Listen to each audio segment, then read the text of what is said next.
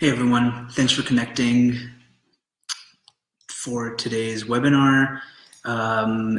This day, today, we're going to be going through building a team. There's a lot of single founder teams out there. This one, this is just something that I've noticed. Again, over the past year and a half, I've probably spoken to at least 250 merchants. And so I'm seeing a lot of patterns, and that's actually what's driving the topics of these discussions. Because of all the conversations I've had, the patterns where I see I think there's not enough focus, there's not enough attention, that's kind of where I'd like to create content. So one of the ones that I've come across is there's a lot of people that are running businesses alone. They're the only ones in the business. They're solo entrepreneurs, and that's fine. That's cool. That's honorable. That's noble. But there's a lot to be said about having a team. Now, for me, for example, I did do mine alone, and I kind of learned the hard way. I kind of wish that I had somebody with me, because I feel like we could have scaled and made more sales. And even now, every now and then, I kind of always have one eye open to kind of look for someone to kind of bring in as a co-owner. But again, if I had to do this all over again, the one thing that I would do differently is, find someone to come in and help me. There's a lot of reasons. We'll get into that in a bit, but for this video, we're going to go through looking at one of the frameworks that you can use to find people that you might want to build a team around, or how you might want to build a team. This is not the only framework to decide what your team should look like, or this is not the best or anything like that. This is just one of them. And we'll go through the details, but I'm really excited about it. I use it quite a lot. Even when I was a consultant, I would use this in kind of formulating teams a little bit. I wouldn't really talk to anybody about the Ninja Turtles because they would think I'm weird, but this was kind of something that I really loved to do. So what we're going to be talking about is, how do we mimic our team as a well-balanced team, as if we were the Ninja Turtles. So let's get started. This one will be about 20 minutes long, and it's going to go through basically just the data for the benefits of why having more than one founder is a good thing. The roles, so we'll look at what are the 4 roles that a founding team needs to have, and then we'll go through those 4 roles that you'll see there, that you see down there. Cool. So first and foremost, a lot of this data is going to be from tech startups, like startups that are like, app or software businesses or hardware businesses, something like that, not necessarily e-commerce. But I think that the same reasons why even software teams of 2 or more work well, I think for the same reasons, an e-commerce team would also do well with 2 or more. And so, looking at this number, teams of 2, data shows that they just have a higher success rate. 163% better performance. So investors know this, and investors will only likely invest in teams of 2 or more because the data tells them that there's 160% higher chance of success. That's more than double, by the way. So if 100% chance of success, increased chance of success is double, then 160 is obviously more than double.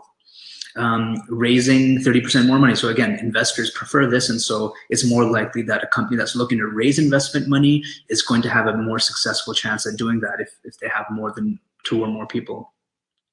And again, less likely to scale prematurely. This is another thing, having another set of eyes on things kind of does that sanity check. So, if somebody, it's less likely that you'll do something stupid, basically, if you have that second set of eyes. Just again, additionally to just these points, the whole point that, if you are the solo founder and you only have, 100 hours to give it a week, well, if you had 2 of you, now you have the business gets 200 hours of input, right? So you're getting double the input, right? Not just double, but it's not like 1 + 1 = 2. It's more like 1 + 1 = 3 because of all these other benefits and the synergies that you get playing off of each other, especially if you have a well-balanced team, which is what the topic of this whole webinar is about. And again, I know a lot of people say, well, I'll only get 50% of the business. I only get 50% of the share of the profits, things like that. That's fine. But if you're looking at this number of 163% greater chance of success, actually it's, what would you rather have, 100% of 100, or would you rather have 50% of 260? I'm not sure if that's exactly how the math works there, but basically, 50% of 163% bigger thing is more than 100% of 100. You know what I mean? Like the pie is bigger. You might only have half the pie, but the pie itself is more than twice the size. So, it's all these things to think about. And again, just having somebody there to, for the emotional support, the mental support, the physical support, just the ideas, running of the business. And nobody is great at everything, right? So if you build a team where you're good at different things, it just again increases your chance of success that much more. So let's look at the 4 roles. So you'll actually see these roles in many places. I've distilled them into 4. If you do your own research for what should a founding team, what roles do they need to have, you'll basically come across these 4 things, right? There's somebody that needs to have the vision, or a vision and goals for the business, someone that can drive towards this vision. There's sales, right? This is where someone who's like super disciplined, like we have to go out and make sales. They're on the phones. They're kind of really trying to make that sale. They're going out looking for opportunities. They need to be really disciplined, right? Then there's they're like hustlers, right? The hustler. There's problem solving. Obviously, you need some kind of a technical element to it. Especially if you're running a tech company, you need somebody who can code, or you need somebody who's a programmer that can solve those problems. Even if you're running an e-commerce business, you need someone who is, aware of, pixels and tracking and creating campaigns and analyzing your data and being a little bit of a data scientist and looking at what your data is telling you. So someone who can solve those problems, someone who can not just problems of scaling and problems of growth, but even operational problems like, hey, we have a bug on the site, or hey, we need someone to recode that, or hey, that thing is breaking on mobile. These little things that will come up, you need someone who was kind of programmed to be a problem solver. And then last but not least, customer relationships, someone that so that, the sales that come in, somebody that can grow those sales, somebody that can, grow those relationships and keep customers retained and keep customers happy and keep learning from these customers and making sure the customers are happy. So these are the 4 roles that you want. Now, it's not that you need one individual person for all 4 of those roles. It could be that you need 3 people can do those 4. It could be that 2 people can do those 4. And maybe if you're like the super founder and you believe you have all 4 of those things, and hey, more power to you. But it takes a lot of self-awareness to really understand, do you really have all of these 4 things? For me personally, I don't think I'm that strong in all 4 of those things. I think I'm strong in a few of those things, but not so strong in a few others. So if I did find somebody to help me, it would be someone that can do the things that I can. Now, what I'm going to do now is I'm going to introduce this book. So this is one of my favorite books of all time. It's called King, Warrior, Magician, Lover. It's written by this psychologist named Robert Moore, who was an apprentice of Carl Jung, kind of a student of Carl Jung, who really was a world famous psychologist. But basically he goes on in this book to say that, in the male masculine, the full grown man and even woman, this book was written for men, but there is a woman component. For example, instead of kings, you'd be a queen. But these 4 archetypes are consistent across all people. And there is an immature version of this archetype and a man grown, fully grown man version of each one. And that's the king, warrior, magician, lover. So there's actually a lot of parallels between each one of these 4 archetypes and the 4 roles that we discussed here. So let's just go through that one. So someone that drives that vision, right? That's the king, right? There's the king archetype. Let's just I'll leave this here so that if anybody wants to check out this book, they can, because I highly recommend it. So basically the 4 archetypes are as such. There's the king, who is kind of the big, the benevolent leader, self-sacrifice, make sure that everything is happening for the benefit of his people and his kingdom, and, is fair and just, right? This is this king energy. The warrior energy is one of like physical strength, of discipline, of go-gettedness, strength, and not just physical but mental. Athletes could be considered warriors these days, right? You kind of know who has that warrior archetype. The magician archetype is the problem solver, is the wizard, is the mechanic, the coder, the electrician, that person that just can solve any problem, the programmer that makes apps, the designer, things that seem like magic, like, oh my God, I don't understand how you can program an app to do that. A coder knows. They are considered magicians. Then the lover is more of this romantic, not just romantic, but amicable, friendly.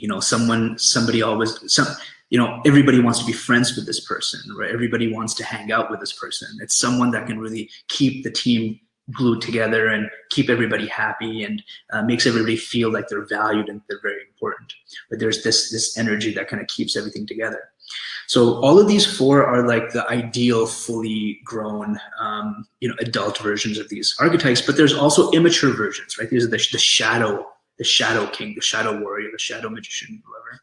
So the shadow king is, someone who's like we'll get into this in a bit. It's in a later slide. But basically, these are the way that I feel these actually correspond, right? There's that king. You need to have somebody on your team with this energy, or some energy needs to exist on the team of the vision and of fairness and of going out and achieving goals and growing the kingdom and growing the empire and making sure everybody is living a fulfilled and happy life. All your employees, your customers, your job is that. The sales, the warrior, right, needs to be disciplined, right? Needs to, be a hustler, needs to have, physical, maybe not physical in this e-commerce sense, but at least a mental strength or an emotional strength in going out and consistently trying to make sales and bring revenue for the business, right? Bring back resources for the business. Back in the ancient times, it would be the warriors that would go out and fight for resources by going to war with other empires or other villages, because you need to bring something back for your own village. There's that archetype that I think exists there, and that is, I think, in today's really good salespeople. The magician and the problem solver, obviously, right? You need somebody to code your website, fix any bugs, implement pixels, implement these new apps, build automation, things like that, these processes. This is something that a magician, that energy needs to exist in the team to do that. And then the lover with the customer relationships, right? We've talked about customer relationships as a super important thing. You need to have really strong customer relationships, and having this energy of the lover will go a really long way in making sure customers stick around. Not just your customers, but the rest of the team, if you do have a founding team, to keep everybody kind of sticking together. So if you haven't already, kind of matched it, this is, the Ninja Turtles kind of perfectly fit, Robert Moore's four archetype, psychology. I think I read somewhere, I'm not sure if this is true, but the person who created the Ninja Turtles was a big fan of Carl Jung and Robert Moore, and actually designed the Ninja Turtles as a way to mimic these four archetypes. Now, I don't know if that's true. It couldn't likely not be true. I don't know I don't remember exactly where I heard it, but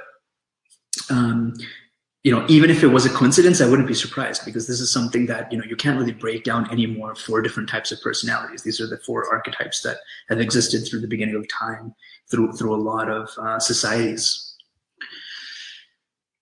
Right. So if you remember, like Leonardo, he's the king, he's the leader of the group, right? Raphael, he's the really stubborn, he's the strongest one of all of them, really stubborn, really kind of, the militant, kind of really, very strong and athletic.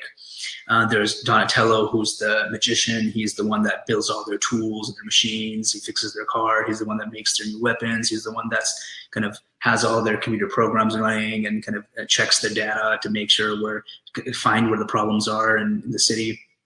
And there's Michelangelo, right? This guy's the lover. He keeps everybody together. He cracks the joke at the right time to cut the tension. He's the one that kind of, keeps the team from really fighting with each other by being this amicable person that everybody loves and will listen to, and know that they're there to cut the tension if anything goes wrong. So that's kind of those are the four archetypes in the Ninja Turtles. So let's actually dive into each one of the four, because if you are interested in using something like this to help build out your team, you're going to want to look for clues for where someone's energy might be. Not just that, but you don't want to take someone who actually has the boy version or the child version of the grown man, right? And there's a lot of people out there that you think might be kings, but they're actually either tyrants or weaklings, right? This is, if you watch the Game of Thrones, that there's the king. There used to be King Joffrey. That was this tyrant king, very evil, wasn't a good king at all, didn't really care about his people, just really wanted his way all the time. That was the tyrant. And then when he, spoiler alert, died, and his younger brother takes the throne, his younger brother was a weakling. He was super easily, manipulated, didn't really know what the right thing to do, didn't have his own conviction, was very weak, and would just kind of do whatever his mom wanted him to do, or whoever the one standing next to him would want him to do.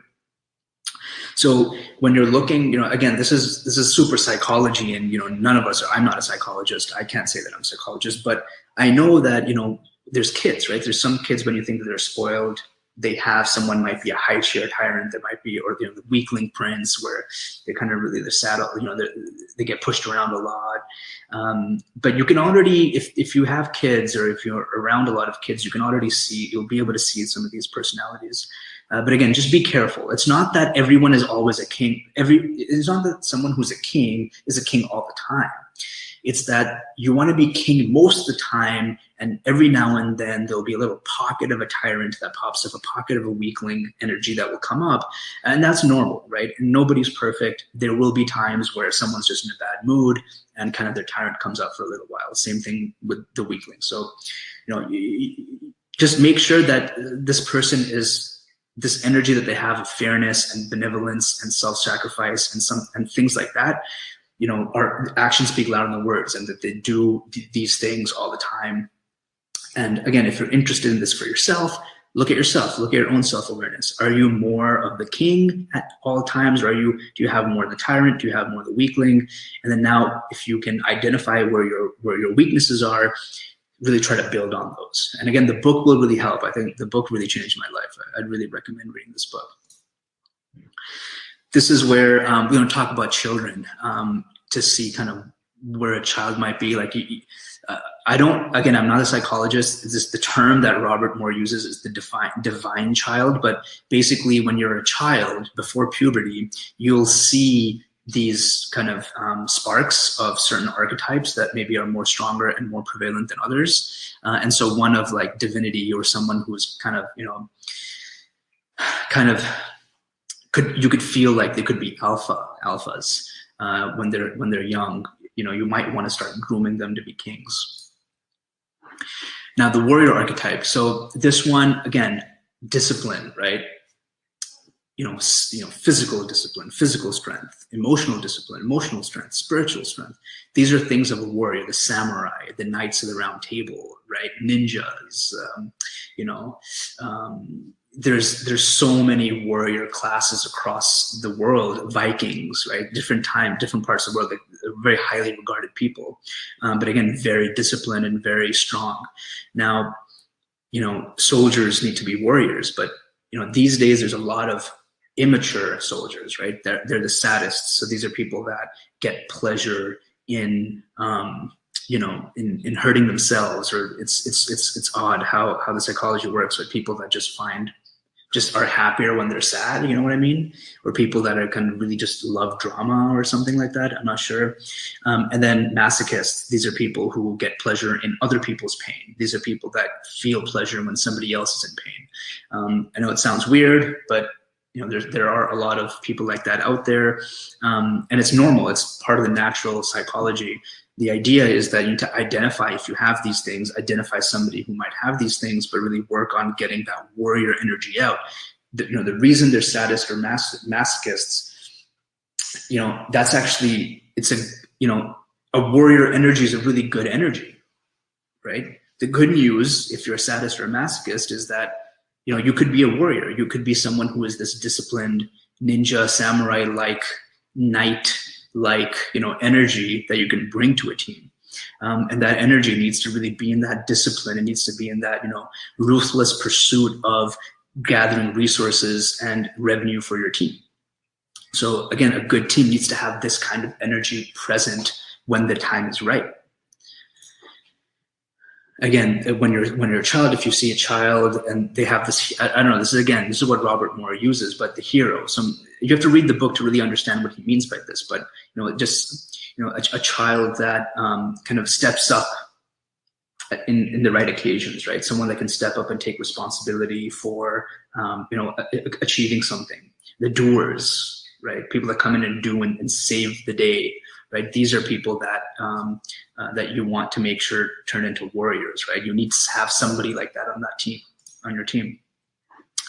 Now, the magician. This one is again. This is someone that's technical, someone who can solve problems. Right.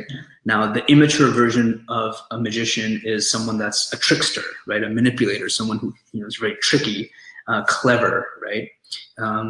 Or someone who just kind of denies wrongdoing, someone who lie, right? The one who's like, no, I didn't know anything about this. I didn't know what I'm doing. So again, if you're very technical, you're very smart, if you're a very intelligent person, it's easy to use that intelligence to advantage by ripping somebody else off. And so that's what an immature magician would do. But you need somebody who, obviously is technically smart and can solve problems, quickly and loves solving problems, somebody like that on your team, a lifelong learner. And so as a child, precocious just means gifted, right? If you have a child and they get really good grades and they're very studious and they pick things up really quickly, and that's a sign that, they have this magician energy. And so not to ignore that, build on that, help them achieve that full magician. Like Elon Musk is like a magician, right? The guy who created Tesla and SpaceX and PayPal. Mark Zuckerberg is a magician. Jeff Bezos, Bill Gates, Steve Jobs. These guys were magicians. It's actually really interesting because we live in a time right now where I feel like we're in the era of the magician. That's why one of our apps that we're launching is called Merlin. Merlin was a magician, right? In King Arthur's throne, he was this person that could do these crazy things and solve really, really big problems really quickly for King Arthur. And so I feel like we're in this era of the magician because the most highly regarded and the wealthiest people in the world right now are actually magicians, right? Like all the entrepreneurs that I mentioned, that the richest people in the world, they actually have a really strong magician energy. They won't necessarily only have the magician energy, right? They'll also have a king energy or a warrior energy. Like Elon Musk, for example, he is a warrior magician, right? He has two of these energies, right? I think Jeff Bezos is a king magician, right? I think Bill Gates is a magician lover because of all the charity that he does and the gift and the back. And definitely Steve Jobs was a magician lover too, I believe. If you look back in ancient times, like Marcus Aurelius was the lover king, the philosopher king, right? Sun Tzu, who I've mentioned before, the general of the army of ancient China, he was a philosopher warrior. He was a lover warrior, right? He was he was a warrior, maybe even a lover magician warrior. He had three of these archetypes. So it's not just one. It's likely that you have several energies, but it's the one. It's someone might be really weak in one or two, right? Somebody might be strong in two and weak in two. And then finally, the lover archetype. This is someone like we talked about, someone who's really easy. It's really easy for them to make friends. It's really easy for them to be have empathy. They have very high EQ, emotional intelligence.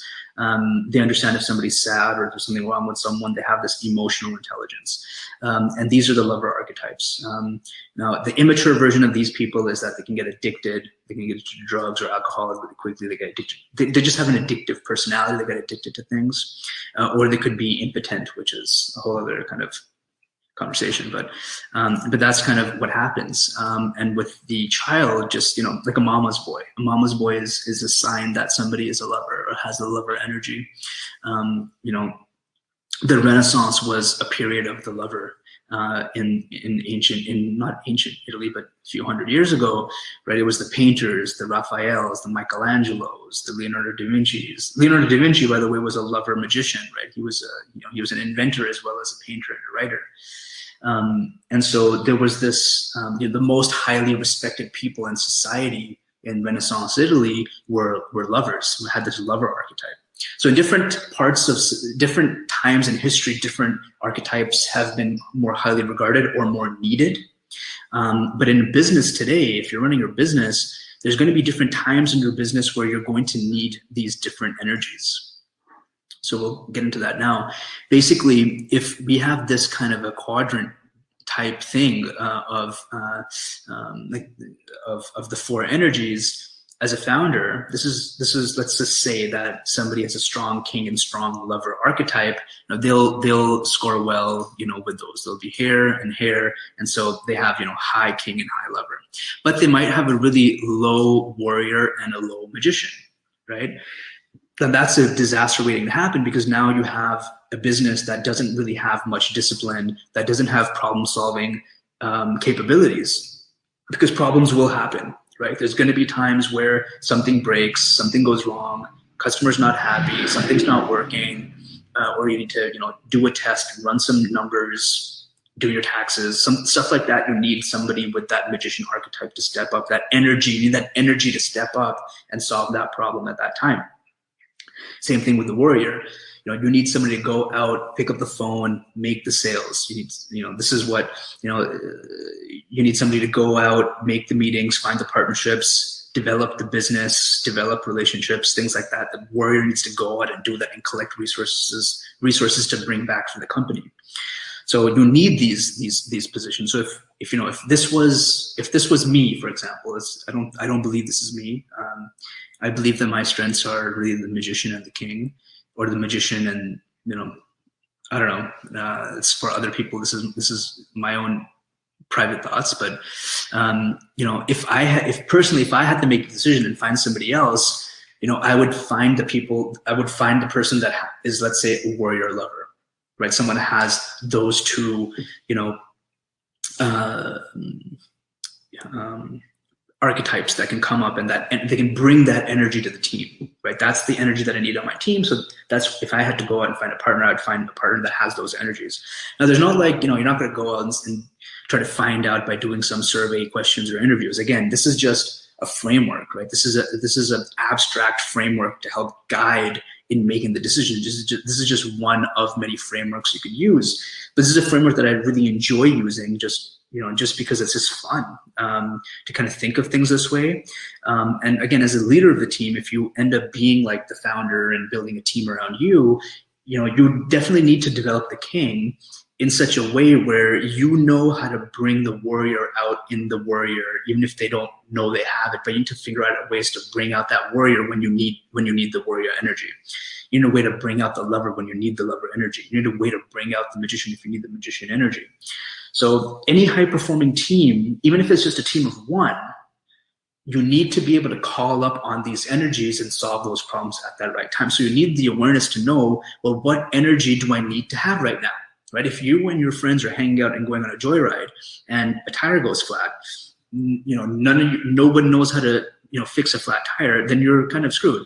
But if you can call on that magician energy that you have and solve that problem, figure out how to change a tire by looking at the mechanics and figuring it out, and just even going on Google and seeing something. But if you can step up and use critical thinking, problem solving to solve that problem, now you've helped that team overcome an obstacle. And businesses is all about overcoming obstacles as they happen. And so again, this is like what happens with the Ninja Turtles. They go on a mission and something happens, and every episode, it's one of the four turtles that is the crucial element that kind of steps up and does something to save the day, right? Or they all played a part in over the 30-minute episode, doing little things that got the team to where they needed to be at the end, right? So that's basically it. Again, like I said, this is not the, this is what you would want to do if this is what you're, if you're building a team, you really want to be high on all four archetypes. So yeah, like I said, this is not the framework for choosing for identifying and building a team. It's one way. Again, I would, if you are a single person founder, just keep it at the back of your mind that you might need somebody to help, even if it's a spouse, someone that can step up, that can kind of fill these things for you. Two heads are better than one, basically. I think I could be wrong here, but I feel like I remember a presentation from somebody at Shopify, and I could be wrong, don't quote me on this, that said that stores that had more than one account in the store, like they had more than one admin as an account holder on that store, they were more likely to make revenue, more likely to be more successful. Again, I could be wrong, but I feel like I remember hearing this at Unite 2017 at the conference that they did. Anyway, I could be wrong, but there you have it. That's it. I appreciate you guys coming in and watching this webinar. I think it's really important to think about things like this. Next up, we're going to go back into kind of our full-on mode of like customer relationships and developing this, good customer experience and customer service model. We're going to be looking at Zappos, which was acquired by Amazon for like over $1 billion. They were just a shoe company, so they didn't sell anything special. They sold the same shoes that you could find anywhere, commoditized product, but they built $1 billion business around this commoditized product. And they did it using customer service. So we're going to be doing like a deep dive on that. As for the ones after that, I'm not really sure what I want to do yet. These are the 7, 8 that I kind of knew that I wanted to do. As for webisode 9 and 10, we'll see. But stick around. Thank you. Turn this off as well.